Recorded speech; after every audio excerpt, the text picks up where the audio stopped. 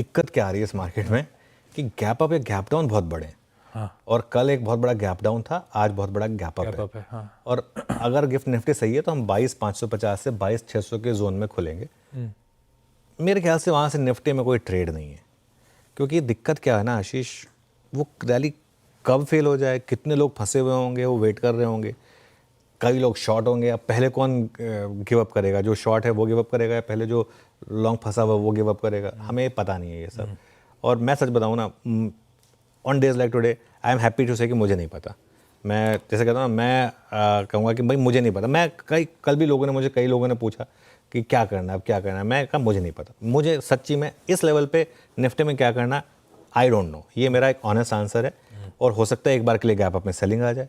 ये भी पॉसिबल है कि मार्केट एक बार हल्की सी प्रॉफिट बुकिंग दिखाकर लोअर लेवल से फिर एक शानदार रैली भी दिखा दे। बहुत कुछ हो सकता है इस मार्केट में। आपको थोड़ा सा वेट एंड वॉच का अप्रोच रखना होगा।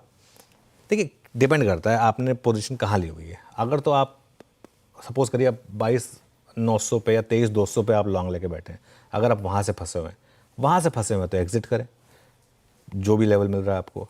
अगर आपने कल खरीदारी करी है, भले कल डे एंड पे खरीदारी करी हो, तो आप कैरी करें फिर ट्रेलिंग स्टॉप लॉस के साथ। तो वो डिपेंड करता है कि आपने एंट्री कहाँ पर ली है।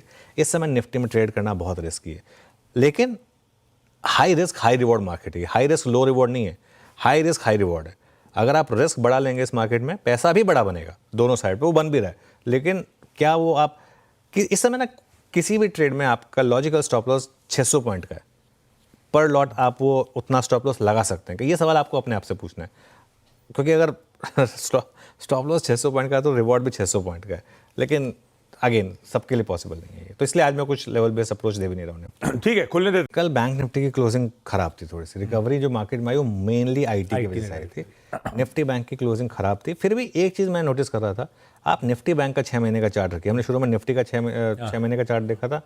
निफ्टी बैंक आप 6 महीने का चार्ट देखिए, मार्च के उस लेवल से अभी भी हम 2,000 पॉइंट ऊपर है।